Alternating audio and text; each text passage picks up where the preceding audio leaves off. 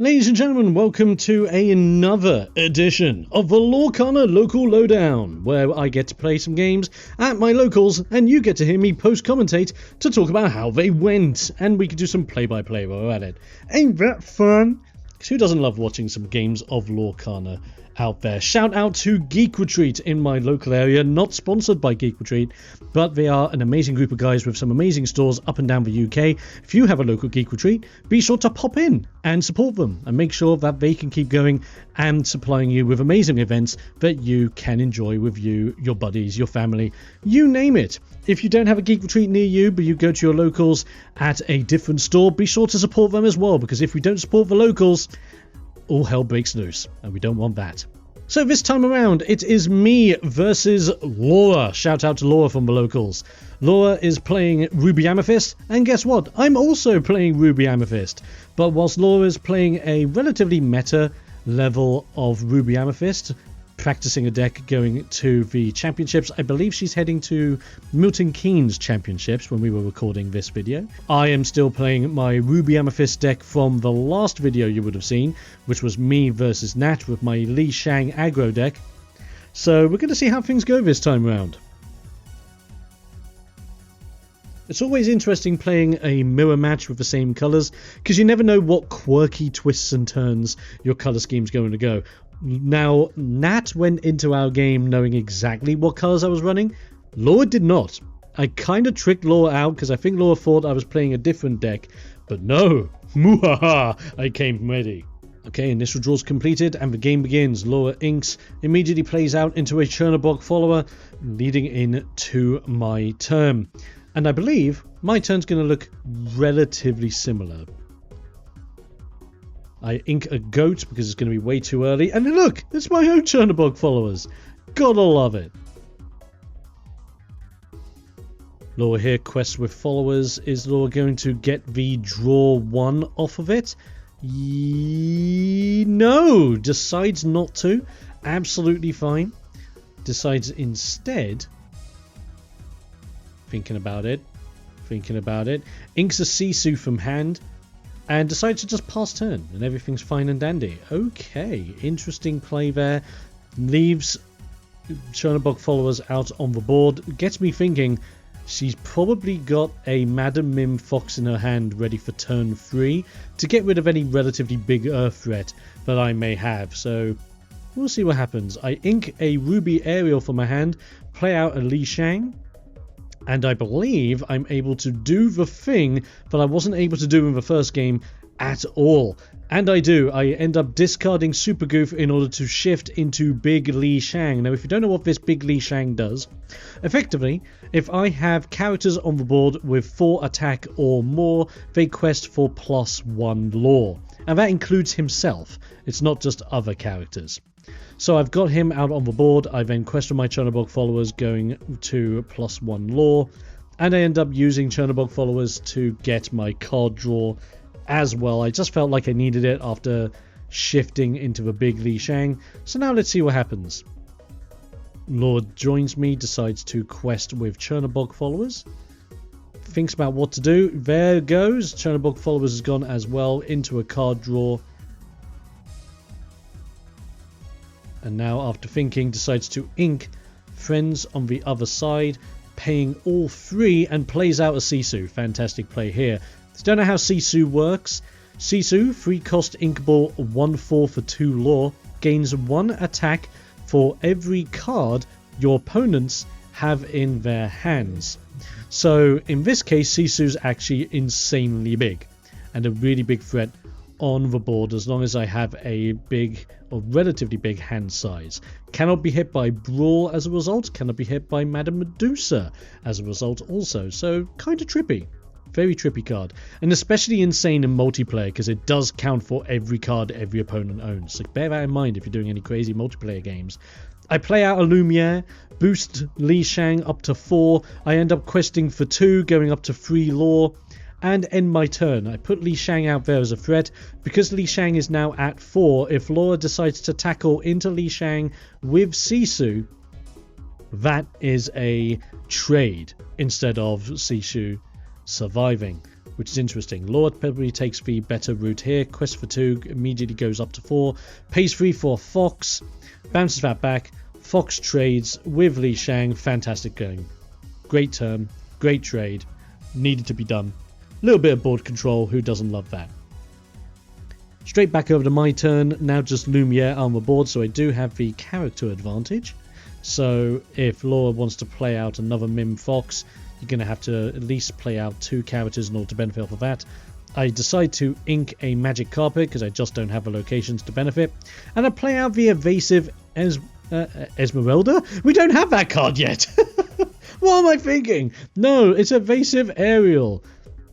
And this Ariel's very interesting. She basically has the effect of whenever you play a song, she doesn't need to necessarily sing it. It's just whenever you play a song, you can pick a character and that character gains evasive until the start of your next turn, which could be quite handy if you ever need it to happen. And that Ariel herself does also come with evasive, which is extra bonus fun times. There's an inking of the goat over on Laura's end, straight into the Sorcerer's Spellbook for that +1 lore. And yep, Ruby Amethyst players out there, please, for the love of God, put at least one Sorcerer's Spellbook in your deck. If you're not convinced, this is the game that will convince you. Sorcerer's Spellbook was the one card that was the bane of my existence throughout these games with Laura. That thing put in all the work, and like I was saying to Laura throughout the game, all she ever needs is one lore left behind. Or sorry, one ink left behind.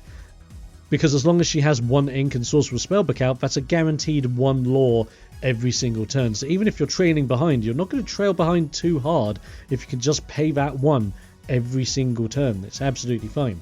So I just decide to sing Friends on the other side, draw 2 cards, give Lumiere evasive, so at least they're both floating in the air at the moment, and quest for 1 with Lumiere, because why the hell not? I need to do something. There's another inking of the Sisu over on Laura's end. And then Laura thinks to herself, nope, she's going to go screw it. Plays out the Madame Medusa. Oh, the evil one herself.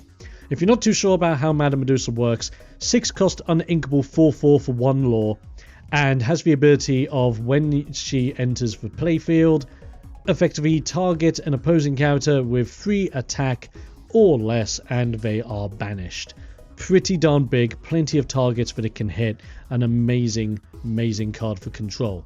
So over on my end, I get out of Queen's Castle because I'm now just thinking to myself, right, I need to just do something. And then I pay 1, move Lumiere into it. Not going to quest with Lumiere because I don't want him to get schmicked out of the way by Madame Medusa. And I'm just going to have to live with it. Hopefully the additional card draw will give me something. So we'll find out. Laura immediately gets into the goat. That's +1. Uses Spellbook. That's another +1. Goes to 7. Trades on over to me. So let's see how things go. Draw for turn, get the +2 from Queen's Castle, get the additional card. And this is where I'm just starting to process in my mind. Okay, we're relatively similar when it comes to lore totals at this point, but it's now a matter of who the heck do I get rid of, or what do I do in order to enact revenge? I play and ink... Well, no, don't play out. Get it right! I ink out the Madame Mim Fox and play out another Lumiere and play out a Li Shang. Because I just need to, in my eyes, swarm the board. And if I could swarm the board with a couple of threats, and at least with the 2 Lumieres buffing up each other, making them both freeze, they buff up Li Shang, turning Li Shang into a 4/2. So that's pretty nice. And I just decide, yeah, you know what, screw it. Nothing in my hand's going to help me at the moment. Let's just move everyone into Queen's Castle and pray. Even though on Laura's turn, as you can probably tell, she's got the perfect play, tackle both into Queen's Castle. That's the job done. Fantastic stuff. I just had no answer. And there you go. Big be prepared as well, ladies and gentlemen, because you are never prepared for be prepared. And that's okay for Laura, because all Laura has to do now is just keep using the 1 for Sorcerer's Spellbook. Wasn't able to do it that turn because of Be Prepared, but it does wipe my board effectively, so I now have nothing. No locations, no characters, no lore gain. Big no. But I do have 3 cards in my hand, so maybe, just maybe, I could do something. No, I can't. If you guys want to know what is in my hand, I had both a Mim Snake and a Mim Fox. So I can play them, they'll just be banished immediately, which is no bueno. Laura immediately goes into her own Queen's Castle for some aggro on her end and uses Sorcerer Spellbook to get the additional 1. So next turn, Laura's going to go up to 11. I'm still in stuck mode. Friends on the other side I was hoping would help me, and it kind of did. I managed to get into Merlin Rabbit, get an additional card draw, so at least I'm getting my cards in my hand. I just can't necessarily play them, and I kind of need to right now. Ink for Fox because I can't really do anything, so at least I've inked this turn. And straight over to Laura. I don't have any 2-drops that can really help me at this moment in time. Merlin Rabbit can't swing into castle to even deal damage to it. So I'm in a little bit of dire straits. There's the goat going up to 12. Pay the 1. Move go in. Pay the 1. There's Spellbook. Go up to 13. And with all that being done, she's thinking about it. There's a lot of ink being used. But that is going to be it, effectively. It's now a matter of what do we do now, I wonder. I just don't know. With the cards in hand and with the board as it currently is, I'm pretty certain Laura's got this. The level of control Laura has in her deck supersedes the level that I do. If anything, most of my control comes from challenging. And I want to challenge because then I can gain lore off of things like Super Goof, for example. So I have to ink the Super Goof because I just can't benefit. Get out the big Li Shang yet again in hopes that maybe he can pop off. And also get out a Madam Mim Fox so I can at least rush, bring the rabbit back, draw an extra card that can maybe help me out, pay even more. There's Lumiere! Wow! Big play, big play, big play. 5 into Queen's Castle. Fantastic. It's at least something. And next turn, if I ever so wanted to, I can quest for 4 with just Li Shang and Madam Mim with the plus of Lumiere. That does help. But it's probably going to be too little, too late. As we see the +2 from Queen's Castle taking Laura up to 15.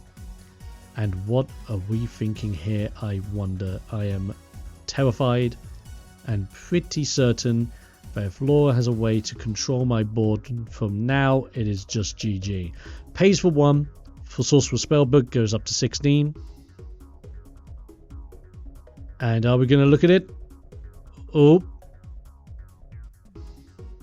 Quest for 1 with the goat, go up to 17.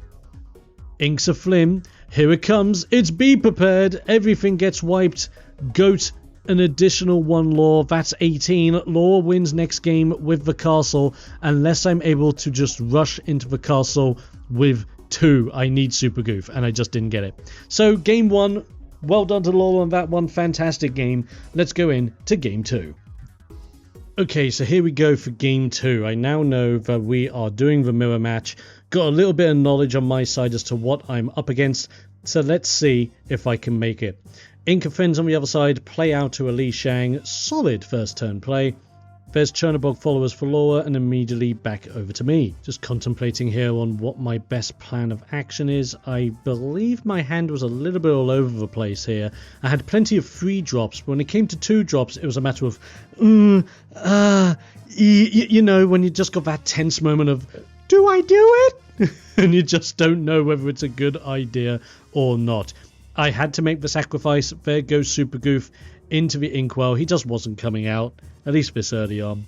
And then I discard the aerial in order to shift into Li Shang. Still got 2 ink in play. Going to quest for 1 with Li Shang, so at least I'm on the board. And put Li Shang out there as a threat. Basically try to see if Laura is going to trade with Chernobog followers. But no, doesn't need to. Goes for 1 lore. Draws the card. Gets rid of Chernobog followers. It's all good from there. After some thinking of her own, nope, not going to ink for Chernobog followers. Instead, inks for Mim Snake and goes into Chernobog followers and a broom. Amazing. card draw potential here. Shout out to brooms and broom players, ladies and gentlemen. We love brooms here on the channel, and if you love brooms as well, say in the comments section below, I love brooms. If you don't love brooms, that just makes me really upset, and you've broken my heart. How dare you. I use Li Shang here to just sing friends on the other side. I just need more cards. I need more cards. I have things in my hand, and it's like, I need to be able to do things. I ink another Li Shang because I just don't need him out this early on, and heck, it's not going to benefit.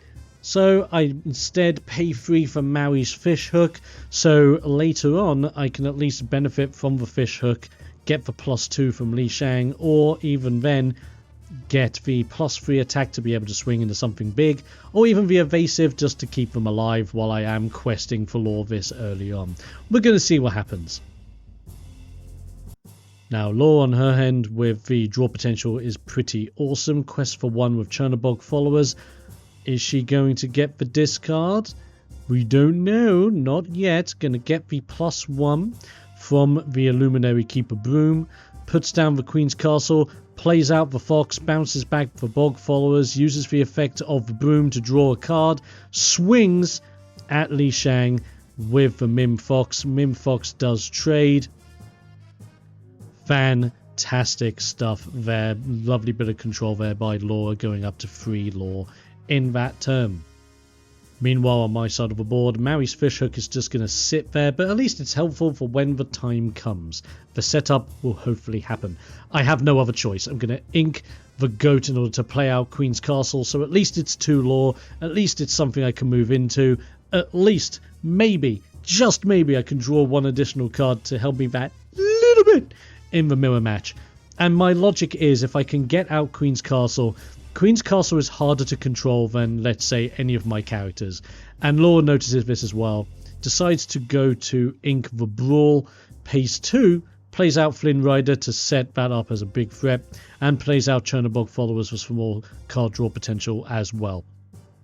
So now I'm basically being baited. I need to play out a character with at least 2 attack or more in order to benefit from stopping that Flynn Rider from getting 3 lore at the start of Laura's turn. It's no bueno, and I just can't handle the bueno.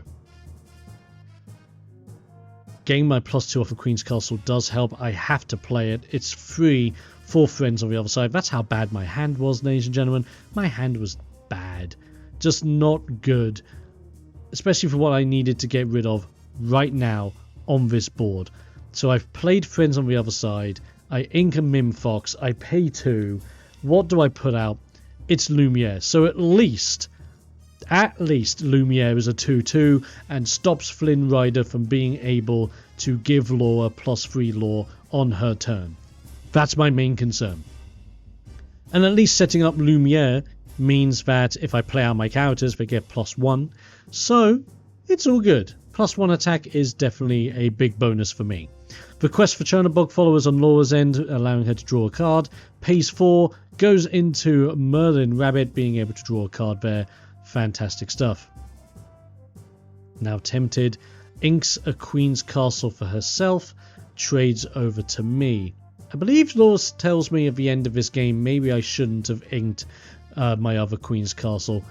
But yet again, I think Laura had a lot of fantastic control in her hand, and especially with her plays throughout this game. It was amazing with this mirror match in general. I had a really good time. I play out Madame Medusa in order to get rid of a Flynn Rider, because even though he still doesn't trigger with what I have on the board, I just needed to get rid of him just in case. It only takes 1 card to change it, and suddenly Flynn Rider comes online, and it's all bad bueno from there. And plus, now Madame Medusa is a 5/4 because of the effects of Lumiere. And although I'm not gaining the card draw from Queen's Castle, I'm at least getting the +2 lore. I'm still in the game. I'm sitting on 5, Laura's sitting on 4. It's a pretty interesting game at the moment. There's the Sisu being inked, questing for 1, going up to 5 on Laura's end. What is she going to do next, I wonder? Pays for 3, goes into Spellbook, pays 1, uses Spellbook, goes up to 6. Brilliant stuff. And straight back to me. If Laura had 2, maybe she could have gone into the snake, but that is a minus on her hand size. But I think that was a fantastic turn regardless. Because if I get rid of the rabbit, Laura will benefit from a card draw for her next turn, which is just, it's a pain. A little bit of a pain.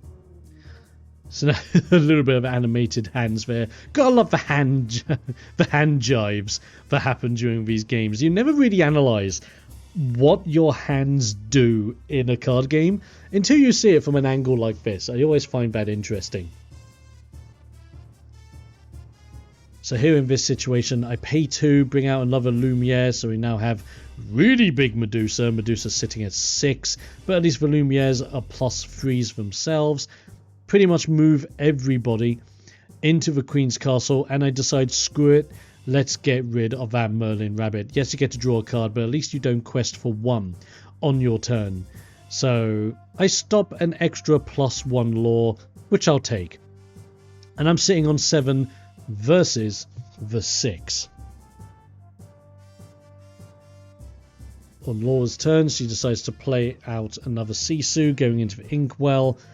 And there's Be Prepared yet again. Youch. That is the big card that really screws over my deck. Be Prepared. Now, of course, Be Prepared does not hit Queen's Castle, so I'd still benefit off of +2 lore. Just don't get the 3 cards that I was begging for at this point. My hand is not great. I could still play the game, and I tend to. I play out Medusa with no targets, but I had to make the decision. Got my +2 lore for Queen's Castle after reminding myself that I didn't do it. 9 versus 6. Now this is an interesting one for Laura here. She's behind on lore ever so slightly, but needs to get back in the game. Plays out the Peter Pan, rushes into the castle just to knock it for 2. To knock it down by a little bit more, now only having 5 health on it instead. Then thinking on her end, plays out a Flynn Rider. Goes, pays for the Sorcerer's Spellbook as well, sets up a sizable board. I'm assuming that on Laura's next turn she does have a goat, and that the goat would be able to maybe trigger Flynn Rider the turn afterwards, but we're going to see what happens here. I'm still thinking, what am I going to do? What am I going to do? I'm on 11 lore. Do I just quest? Yes, I do. I go up to 12, thanks to Madame Medusa. Because there was no point trading into anything. I can't even hit into Peter Pan anyway. And I just screw it and Be Prepared myself. Because why not? I only lose Medusa. Queen's Castle is still out and cannot be hit by both Peter Pan and Flynn Rider and anything else that Laura may have in her hand. But what does she have in her hand? Her own Queen's Castle. Let's go. Gets the +1 off of the Sorcerer's Spellbook. Trades back to me. I will get my +2 lore, taking me up to 14. It's looking promising. Somehow I'm staying up in the game, but I just don't know. Remember the lore. I don't think I remembered the lore. I hope I remembered the lore. You're on 14, mate. Come on. I'm supposed to be on 14. Do I remember? I don't think I remembered. No. No! I sat on 12 this whole time and didn't move it up. No! Huge misplay. This is a reminder, ladies and gentlemen. If you have a location in hand that gives you lore, get that lore. You can get it. Just do it. There's Maui. Maui trades into my Queen's Castle, getting rid of it. And then Laura's able to move Maui into her Queen's Castle to benefit off of the card draw next turn. Pays for 1 for Sorcerer's Spellbook. Back to me. 12 versus 11. It should be 14. But because I did not declare the lore from Queen's Castle, that's what happens. You can't take it back. When you end your turn, that is it. Unless your opponent's very kind and allows you to take it back afterwards. But hey ho, I just quest for 1, go up to 13, because even if Merlin does get cracked, it's absolutely fine. But there's a Mim Fox. Yay, an additional card. Maybe it'll help. There is Maui's Fish Hook. That'll give Mim an extra +3. Go straight into Maui for the trade. Because it's only +3, it would have taken me to, let's see, 5, 6, 7. 7 would have been good. I was contemplating hitting Queen's Castle. Maybe I should have hit Queen's Castle in the end, but plays were plays. It happens. We move on, don't we? There's the +1 of Sorcerer's Spellbook. Straight into Sisu. Sisu moves over to Queen's Castle. That is pretty darn big. Laura moving up in the world, going straight up to 14. Which is very scary for me. Readying my stuff. I've got Fishhook. I've got Medallion Weights. I'm going to Inca Tuk Tuk because there's no locations to move to. Sorry, Tookie. You're not going to help me. And it took your sweet time to get into my hand. Oh, there's the pun of the day. Pun of the game. That's not going to be a thing, is it? Pun of the game? If you want me to make that a thing, let me know in the comments. But pun of the game. I kind of like it. I'm not going to lie. There's my 4. There's Super Goof. There's a Maori's Fishhook. And look at this. Maori's Fishhook, Super Goof. Medallion Weights, Super Goof. And Super Goof is able to take out Queen's Castle. I do not gain a benefit of Medallion Weights, which is big sad, but I'm happy. Goofy took out a castle. What a chad. Moves over to Laura's turn, and Laura, I don't blame you for this. Laura makes the play of the day. There it is. Brawl. Bye-bye, Super Goof. And it's fine. Goof did his work. +2 off of Sisu. +1 off of Sorcerer's Spellbook. 17 to Laura. It's looking like game, doesn't it? Because it basically is. There's Snake. Bounces back the Sisu. And youch. We're in desperate need for some major plays here. Can only go up to 19 next turn. So maybe, just maybe, I can come in with something clutch. There's Rabbit. Do I get a card that I need? I don't think I did. No. There's my Bog Followers. Perfect timing, am I right? And there's just Magic Carpet. And quite frankly, that's it. That's my hand. That's all I have. So I'm banking that maybe something can happen next turn. Maybe something can help me. Maybe Laura doesn't have everything she needs to win the game. I can hope, right? Right? That's 19. Are we going to see the goats? No, we see Madame Medusa instead gets rid of the Magic Carpet. Yowza. And effectively, that is Laura's turn. Laura will win next turn regardless because of Sorcerer's Spellbook, and I'm just weighing things up in my head. What can I do? Can I do absolutely anything to make a comeback? Well, there's Medallion Weights, and maybe it can help me. Put Medallion Weights onto a Rabbit, swing Rabbit into Snake, get the trade, get the card, 2 card draws, 1 off of Medallion Weights, 1 off of Merlin Rabbit. Does it give me anything that I need? No. Gonna be completely honest with you. Absolutely not. 13 versus 19 on the law counters. The misplay from earlier was savage and I didn't notice it until now. Inking Brawl. Paying for the aerial. Paying for the Li Shang. Let's just get everything out of my hand. Why the heck not? Use Maori's Fishhook just to gain evasive because I can. Go to 14, shake the hand. That's it. That is it. In the Ruby Amethyst mirror match, Laura with the Queen sweep. Hell yeah. With a clean sweep. That's what I meant to say. GG's to Laura. GG's to the game in general, and I hope you guys enjoyed. Post down in the comments some of your favourite plays, what you liked about our decks, and if you would see any improvements or misplays in general during the game, because that's how we like to learn here, don't we? On top of that, be sure to subscribe and hit the notification bell so you don't miss out on any future Lorcana content on this channel in the future. And whilst you're down there, check out the description, because in the description below you'll have a link over to the Discord server where I will have a post with the full deck list that I am running. So if you want to check out the deck for yourself, there you can. On top of that, you can also interact with the rest of the explosive community so you can chime in on some more epic fun times. Also, while you're down there, you can check me out over on TikTok, where I post a bunch of phone-friendly videos for you to enjoy involving Lorcana and elsewise. But until next time, folks, I hope you enjoyed the game. Shoutouts to Laura again. Shout out to Geek Retreat again. Remember, support Lorcana, support your locals, and I'll be seeing you guys for the next one. Stay safe, stay awesome, most importantly, stay explosive. I'll be seeing you guys next time.